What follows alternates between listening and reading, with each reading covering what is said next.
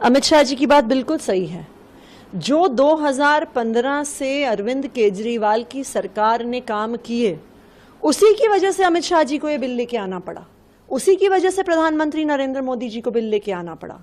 जो अरविंद केजरीवाल की सरकार ने फ्री बिजली दी, 24 घंटे बिजली दी, जो अरविंद केजरीवाल की सरकार ने घर घर पानी दिया, फ्री दिया, जो गरीबों के बच्चों को अच्छे स्कूल दिए, हर गरीब को अच्छा इलाज दिया, इलाके इलाके में मोहल्ला क्लिनिक बनवाए, सड़कें बनवाई, क्या क्या नहीं किया अरविंद केजरीवाल ने। इनकी सरकारें 20-20 साल से, 30-30 साल से इन राज्यों में चल रही हैं। गुजरात में चल रही है, मध्य प्रदेश में चल रही है, उत्तर प्रदेश में चल रही है। एक सरकार बता दीजिए जो 24 घंटे बिजली देती है, फ्री देती है। एक सरकार बता दीजिए जो गरीब के बच्चों को शानदार वर्ल्ड क्लास सरकारी स्कूल देती है। एक सरकार बता दीजिए जो एक गरीब परिवार को लाखों का इलाज मुफ्त में कराती है।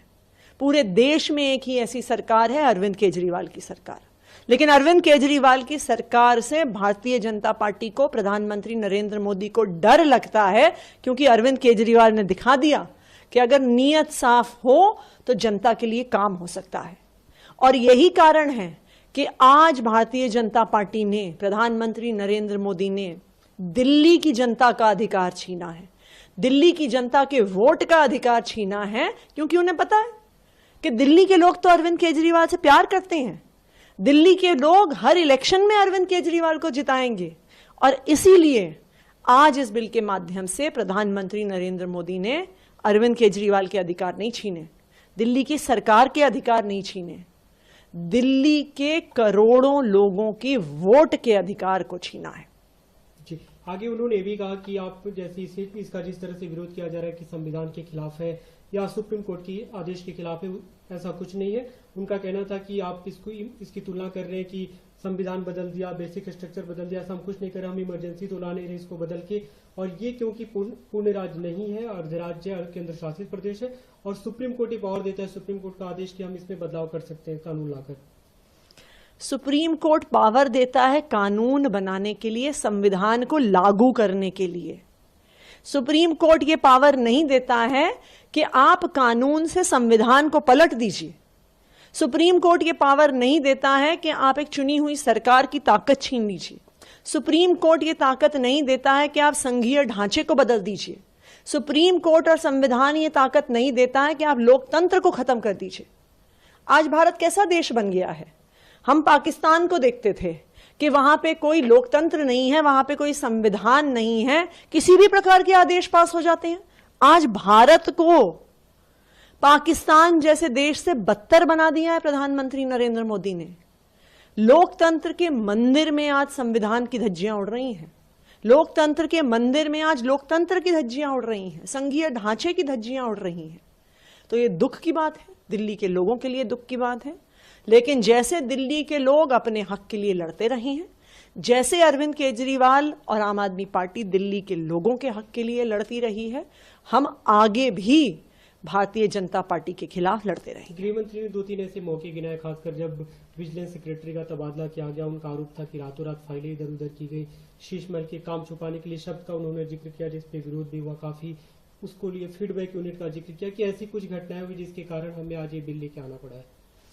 तो मैं गृह मंत्री से पूछना चाहती हूं कि अगर उनको इतनी दिक्कत है अरविंद केजरीवाल से, उन्हें इतनी दिक्कत है चुनी हुई सरकार से, तो आए ना, चुनाव लड़े हमारे खिलाफ, हराएं अरविंद केजरीवाल को दिल्ली के चुनाव में। 4 चुनाव आम आदमी पार्टी से हार गए, 4 चुनाव अरविंद केजरीवाल से हार गए। यही अमित शाह जी पर्चे बांट रहे थे घर घर जाके पिछले चुनाव में। उन्होंने घर घर जाके पर्चे बांटे अमित शाह जी ने, फिर भी दिल्ली के लोगों ने वोट नहीं दिया। दिल्ली के लोगों ने अरविंद केजरीवाल को वोट दिया। दिल्ली के लोगों ने अच्छे स्कूलों के लिए वोट दिया, मोहल्ला क्लिनिक के लिए वोट दिया, बिजली पानी के लिए वोट दिया। और आगे भी वो अरविंद केजरीवाल को ही वोट देंगे, क्योंकि उन्होंने देखा है कि भारतीय जनता पार्टी के हर संभव कोशिश के बावजूद अरविंद केजरीवाल ने दिल्ली वालों के लिए लड़ लड़ के काम करवाया है।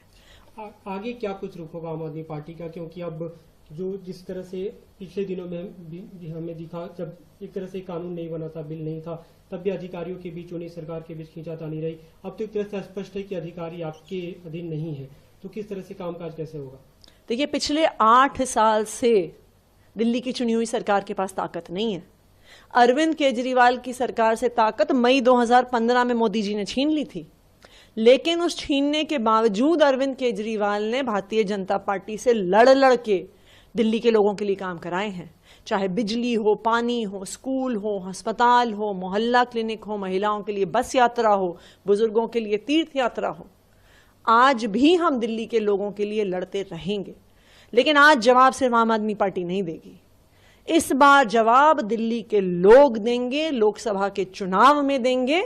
भारतीय जनता पार्टी दिल्ली के लोगों के वोट का अधिकार छीन रही है।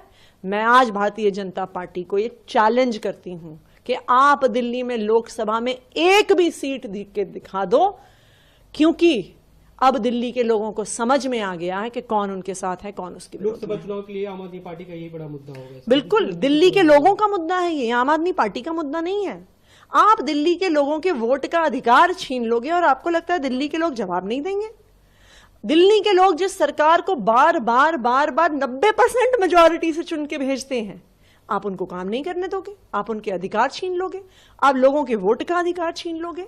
तो बिल्कुल दिल्ली के लोग जवाब देंगे, प्रधानमंत्री नरेंद्र मोदी जी को जवाब देंगे, भारतीय जनता पार्टी को जवाब देंगे।